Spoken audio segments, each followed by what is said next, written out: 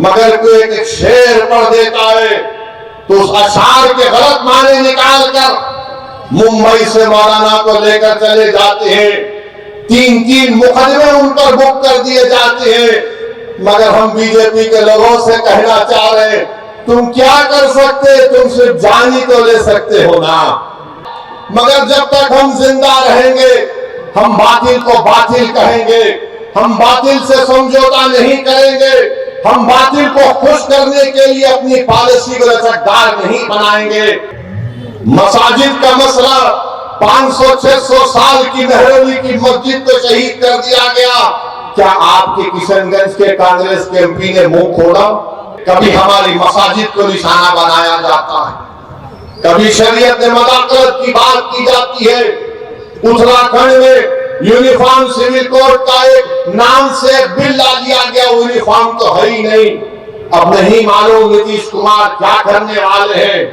100 साला मदरसे को जला दिया गया। मैं तुमसे पुकार पुकार कर कह रहा था, कहां वो सेकुलरिज्म के दावे करने वाले, कहां है तेजस्वी यादव? जो 100 साल के मदरसे को जला दिया गया, कोई आवाज नहीं उठी।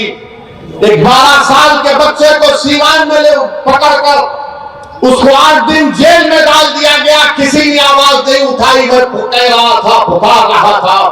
देश में जो माहौल पैदा किया जा रहा है, इस माहौल को रोकना है आपको। इस माहौल को आप सिर्फ जज्बाती तकारीर और नारों से नहीं रोकेंगे। इस माहौल को अगर आपको रोकना है तो आपको अपनी लीडरशिप को मजबूत उन पर बुक कर दिए जाते हैं। मगर हम बीजेपी के लोगों से कहना चाह रहे हैं, तुम क्या कर सकते, तुम सिर्फ जान ही तो ले सकते हो ना। मगर जब तक हम जिंदा रहेंगे हम बातिल को बातिल कहेंगे, हम बातिल से समझौता नहीं करेंगे, हम बातिल को खुश करने के लिए अपनी पॉलिसी को लचकदार नहीं बनाएंगे। मसाजिद का मसला 500-600 साल की मेहरौली की मस्जिद को शहीद कर दिया गया। क्या आपके किशनगंज के कांग्रेस के एमपी ने मुंह खोला? कभी हमारी मसाजिद को निशाना बनाया जाता है, कभी शरीयत मदाखलत की बात की जाती है। उत्तराखंड में यूनिफॉर्म सिविल कोड का एक नाम से एक बिल ला दिया गया, यूनिफॉर्म तो है ही नहीं। अब नहीं मालूम नीतीश कुमार क्या करने वाले हैं। 100 साला मदरसे को जला दिया गया। मैं तुमसे पुकार पुकार कर कह रहा था, कहां वो सेकुलरिज्म के दावे करने वाले, कहां है तेजस्वी यादव? जो 100 साल के मदरसे को जला दिया गया, कोई आवाज नहीं उठी। एक 12 साल के बच्चे को सीवान में पकड़कर उसको 8 दिन जेल में डाल दिया गया, किसी ने आवाज नहीं उठाई। मैं कह रहा था, पुकार रहा था। देश में जो माहौल पैदा किया जा रहा है, इस माहौल को रोकना है आपको। इस माहौल को आप सिर्फ जज्बाती तकारीर और नारों से नहीं रोकेंगे। इस माहौल को अगर आपको रोकना है तो आपको अपनी लीडरशिप को मजबूत करना पड़ेगा। ये जो नफरत का माहौल पूरे देश में पैदा कर दिया गया, कि अगर कोई तकरीर करता है मौलाना, कोई शेर पढ़ता है मौलाना, तो उठाकर उसको जेल में डाल दिया जाता है। मैं पूछना चाहता हूं गुजरात की सरकार से कि तुम एक मौलाना को पकड़कर मुंबई से पकड़कर गुजरात लेकर गए, मगर वही गुजरात में कई ऐसे वीडियो हैं जहां पर ये जालिम लोग वीडियो में आकर कहते हैं कि मसदुद्दीन ओवैसी को गोली मार देंगे, इसकी जबान को काट लेंगे, इसकी सर को काट देंगे, मगर उनको कोई हाथ नहीं लगाया जाता। मगर कोई एक शेर पढ़ देता है तो उस अशार के गलत माने निकाल कर मुंबई से मौलाना को लेकर चले जाते हैं। 3-3 मुकदमे उन पर बुक कर दिए जाते हैं। मगर हम बीजेपी के लोगों से कहना चाह रहे हैं, तुम क्या कर सकते, तुम सिर्फ जान ही तो ले सकते हो ना। तुम जान ही तो ले सकते हो और क्या कर सकते हो? अगर मेरे मुकद्दर में जो लिखा अल्लाह ने लिख दिया वो तो पूरा होकर रहेगा। मगर जब तक हम जिंदा रहेंगे हम बातिल को बातिल कहेंगे, हम बातिल से समझौता नहीं करेंगे, हम बातिल को खुश करने के लिए अपनी पॉलिसी को लचकदार नहीं बनाएंगे। हमारा काम यह है मेरे और बुजुर्गों कि हम हक को कामयाब करें और हक की कामयाबी का राज आपका इत्तेहाद है। याद रखिए, कब तक आप सेकुलरिज्म के नाम पर ठगे जाएंगे, कब तक आप सेकुलरिज्म के नाम पर इनको वोट देंगे और वो बीजेपी को बिहार में सत्ता देंगे। मैंने 2015 में भी कहा था तुमसे, मगर तुमने मेरी बात पे यकीन नहीं किया। मैंने 2019-20 में भी कहा था, मगर आपने मेरी बात को नहीं समझा। कम से कम अब तो समझ जाओ। याद रखो, तुम अपने मुकद्दर के फैसले कर सकते हो। तुम में इतनी ताकत है कि मुस्तकबिल में तुम्हारे हक में जो फैसले लिए जाएंगे तुम खुद उसको कर सकोगे।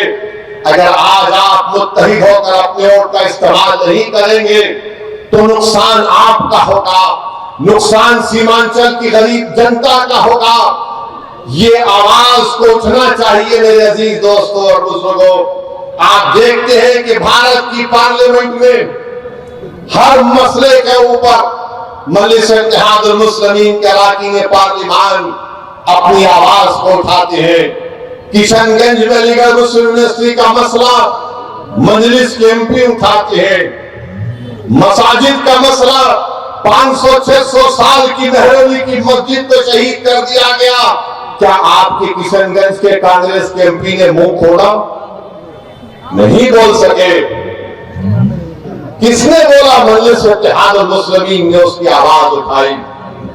आप देखते हैं बिल्किस बानो का मसला हुआ, किसने पार्लियामेंट में उसका मसला उठाया? मजलिस ने उसको आवाज उठाई इंसाफ के लिए। तो मेरे अजीज दोस्तों और बुजुर्गों, मेरी आपसे सिर्फ यही अपील है कि आने वाले लोकसभा के चुनाव में आप मुत्तहदा तौर पर एक अच्छा फैसला लीजिए। हम भी नहीं चाहते कि बिहार में बीजेपी और नीतीश कुमार के एमपी कामयाब हो जाएं। हम तो शुरू से कोशिश कर रहे हैं रोकने की, मगर जो लोग आपका वोट लेकर मोदी के गोद में बैठकर चाय पीती है, कभी आप इनसे भी तो पूछो कि तुमने हमारा वोट लेकर तुमने कैसे बीजेपी को सत्ता दे दी बिहार में। मेरे अजीज दोस्तों और बुजुर्गों, आप देख रहे हैं कि कैसे किस तरीके से कभी हमारी मसाजिद को निशाना बनाया जाता है, कभी शरीयत में मदाखलत की बात की जाती है। उत्तराखंड में यूनिफॉर्म सिविल कोड का एक नाम से एक बिल ला दिया गया, यूनिफॉर्म तो है ही नहीं। अब नहीं मालूम नीतीश कुमार क्या करने वाले हैं। बीजेपी के साथ मिलकर बैठे हैं। यहां पर फसाद हुआ था 1 साल पहले, 100 साला मदरसे को जला दिया गया। मैं तुमसे पुकार पुकार कर कह रहा था, कहां वो सेकुलरिज्म के दावे करने वाले, कहां है तेजस्वी यादव? जो 100 साल के मदरसे को जला दिया गया, कोई आवाज नहीं उठी। एक 12 साल के बच्चे को सीवान में पकड़कर उसको 8 दिन जेल में डाल दिया गया, किसी ने आवाज नहीं उठाई। मैं कह रहा था, पुकार रहा था। मेरे भाई याद रखो, अगर तुम्हारे लिए कोई लड़ने वाला नहीं होगा तो जुल्म जारी रहेगा। हमारे वतन अजीज की हकीकत यही है कि जब तक तुम्हारी आवाज नहीं होगी तुम्हारा कोई हाल नहीं हो सकता है। जब तक तुम्हारा नेता नहीं होगा कोई तुम्हारा काम नहीं कर सकेगा। आप बताइए, इतनी बड़ी तादाद में सर्वे हो गया, का सेंसस हुआ, जो अख्तर भाई ने मुझे यहां पर बताया कि इतना बड़ा सर्वे यहां पर हुआ सुरजापुरी बिरादरी का। अख्तर भाई ने बताया कि सुरजापुरी बिरादरी 24 लाख है और उनको नौकरी मिलनी चाहिए 38,000 के करीब, और उनको नौकरी मिली सिर्फ 15,350। क्या सुरजापुरी भाइयों ने कि फिर फैसला कर लेंगे कि तुम इनको वोट दोगे? सोचो आपको मैं बुरा लगता हूं ना, इनकी मेरी बात बुरी लगती है, तो ये तो गवर्नमेंट कह रही है। ये मैंने अपने घर से बनाकर नहीं लाया हूं, ये बिहार सरकार का डेटा आदादोशुमार है। हमारे शेरशाहबादी भाई जिनकी आबादी 13 लाख है, उनको नौकरी मिलनी चाहिए 20,421 और नौकरी उनको मिली सिर्फ 5,734। मैं हमारे गयूर शेरशाहवादी भाइयों से पूछना चाह रहा हूं, तुम किसको अपना जिम्मेदार खड़ा करते हो? मेरे भाई, कुलैया भाइयों की आबादी 12 लाख है, उनको नौकरी मिलनी चाहिए 12,904 और नौकरी मिली 6,750। अब कौन क्या करोगे तुम? ये जो दल्लाल फिरते हैं, हमारी कौम के दल्लाल, अरे दल्लालों, अभी तो अपना मुंह काला करके घर में बैठ जाओ। बरसों से धोखा दिया गया है, बरसों से धोखा दिया गया। ये मैं नहीं कह रहा हूं, बिहार सरकार कह रही है। सुरजापुरी बरादरी को नौकरी नहीं मिलेगी तो सेकुलरिज्म की कामयाबी है। शेरशाहवादी को नौकरी नहीं मिलेगी तो क्या मोदी को रोका जा रहा है? कुलैया बरादरी को हिस्सा नहीं मिल रहा है मगर तेजस्वी मुख्यमंत्री बनेगा? अरे शर्म करो, अपने बाप का नाम मिर्जामलीक मत करो। अगर अभी तुम्हारे दिलों में जो धोखा देकर चले गए, अगर तुम्हारे दिलों में गीरत बरकरार है तो सोचो कि किससे धोखा हो रहा है। और तुम्हारा मगर राज किसी और का हो रहा है। कितना और किया सुरजापुरी भाइयों का, कुलैया भाइयों का, शेरशाहवादी भाइयों का, और क्या मिलता है? कुछ नहीं मिलता, सिर्फ वादे मिलते हैं। और चुनाव आएगा तो बोलेंगे सेकुलरिज्म को जिंदा रखो। सेकुलरिज्म को जिंदा रखने का मतलब यह है कि या तो तेजस्वी को मुख्यमंत्री बना दो या नीतीश को बना दो और तुम घर में जाकर रोज अपनी तबाही और बर्बादी के नजारों को देखते रहो। चुनाव आएगा तो बोलेंगे वैसे वोट काटने आया है, इसको वोट मत दो। तो उसका मतलब यह है कि सीमांचल में नाइंसाफी जारी रहे, लाखों एकड़ जमीन पानी के बहाव में कट जाए, किसानों को उनका हक ना मिले, हमारे बच्चे और बच्चों को स्कूल और कॉलेज ना मिले। मेरे भाई, ये सच्चाई आपको बयान कर रहा हूं, इसीलिए तो सब के सब हम पर गाली लगाते हैं, हम पर इल्जाम लगाते हैं। मैं सच्चाई को तुम्हारे सामने बयान कर रहा हूं। मैं पोखाली की जनता से और बहादुरगंज की जनता से अपील करने आया हूं, ठाकुरगंज की जनता से अपील करने आया हूं कि आप अख्तर अली ईमान को मजबूत करिए। जब मैं ये कह रहा हूं, सुनिए, मैं ये नहीं कह रहा हूं कि अख्तर अली ईमान की जात को मजबूत करो, मैं तुमसे नहीं कह रहा हूं कि ओवैसी को मजबूत करो, मैं ये कह रहा हूं कि अपने आप को मजबूत करो। और मजबूती कैसे होगी? जब आप अपने वोट का सही इस्तेमाल करेंगे। आप देख नहीं रहे कि कितने बड़े बड़े नेता कांग्रेस के बीजेपी में चले गए। महाराष्ट्र का मुख्यमंत्री रहा अशोक राव बीजेपी में चला गया। बोलो उसके बारे में, बीती नहीं बोलते उसको। कितने भाग भाग कर बीजेपी में जा रहे हैं, उनको कोई कुछ नहीं बोलेगा। मगर जब ओवैसी आकर सीमांचल जिंदाबाद, सीमांचल इंसाफ की बात करता है तो इनके पेट में दर्द शुरू हो जाता है। जब अख्तर अली ईमान बिहार की विधानसभा में गरीब और मजलूमों की आवाज बनकर उनके हक की बात करता है तो इनको पेट में दर्द शुरू हो जाता है। तेजस्वी यादव को जरा सोचना चाहिए था कि जब तुमको मजलिस की जरूरत पड़ी तो अख्तर अली ईमान को बुलाया और बोला कि अख्तर भाई हमारा साथ दे दो। तेजस्वी, तुमने जो 4 गुलाब जामुन समझकर हमारे विधायक को खा लिया, वो हजम कर गए तुम उनको? क्या किया तुमने उन 4 का? कहां मुंह दिखाने के काबिल नहीं रहे वो लोग? आज अख्तर अली ईमान से कह रहे, अरे हमने पहले दिन से कहा था कि हम बीजेपी से कभी समझौता नहीं करने वाले, हम कभी समझौता नहीं किए, ना करेंगे कभी इंशाअल्लाह ताला। 2 मरतबा नीतीश कुमार को तुमने मुख्यमंत्री बनाया और 2 मरतबा नीतीश कुमार ने बिहार की जनता को धोखा दिया और बीजेपी को सत्ता दी। मगर बताओ, इनकी जबानें बंद है, जबानें बंद है, कुछ नहीं कहते।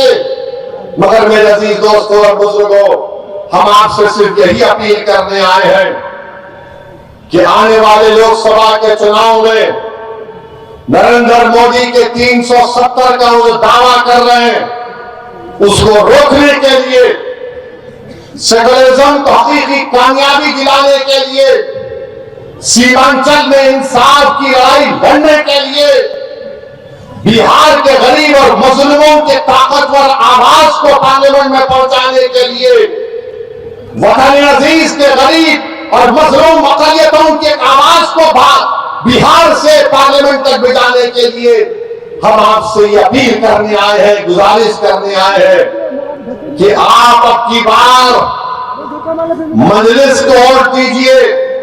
जो लोग सेकुलरिज्म की बात करते हैं वो सिर्फ तुम्हारा वोट लेना चाहते हैं और उसके बाद वो बीजेपी को इख्तियार देना चाहते हैं। तो हम आपसे अपील कर रहे हैं कि आने वाले लोकसभा के चुनाव में आप मुत्तहिदा तौर पर अपने वोट का इस्तेमाल करते हुए अपनी आवाज को लोकसभा तक भिजाइए ताकि आपके इत्तेहाद। तेजस्वी ने यही कहा था सर कि डेवलपमेंट का,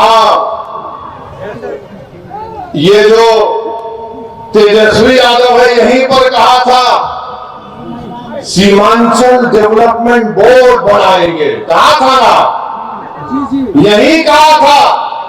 हमारी बात पे यकीन कर लो, सीमांचल डेवलपमेंट बोर्ड कहां गया? खत्म कर गए तुम उसको भी। जब वोट लेना आता है तो सब खड़े होकर झूठी बातें करते हैं। और क्या कहा था तेजस्वी ने कि हैदराबाद से ओवैसी आया, इसको बिरयानी खिलाकर भिजा दो।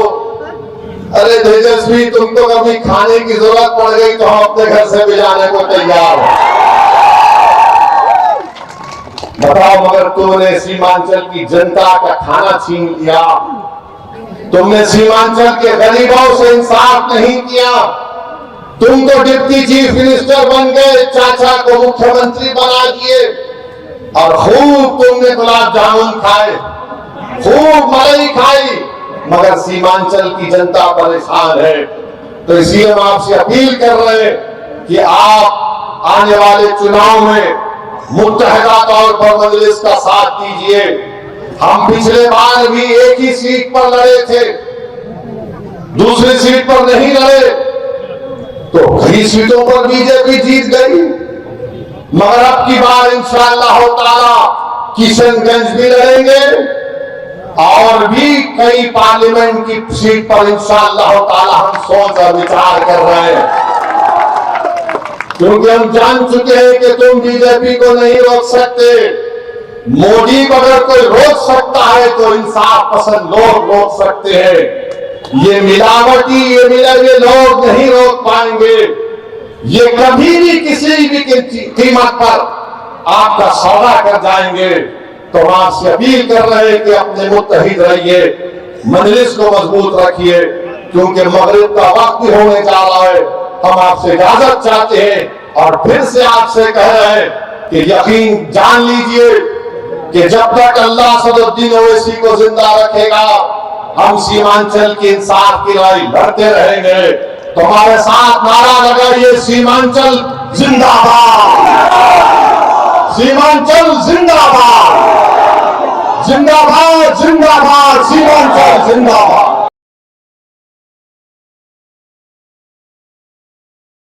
फिलहाल इस वीडियो में इतना ही। हमें दीजिए इजाज़त, आगे फिर मुलाकात होगी आपसे किसी ऐसी खबर के साथ। लेकिन जाते जाते आपसे निवेदन है दोस्तों का आप हमारे इस चैनल को सब्सक्राइब जरूर कीजिएगा, ताकि आपको लेटेस्ट अपडेट और वो खबरें मिलती रहे जिनको गोदी मीडिया नहीं दिखाता है, हम आप तक पहुंचाने की कोशिश करते हैं। जय हिंद, धन्यवाद दोस्तों।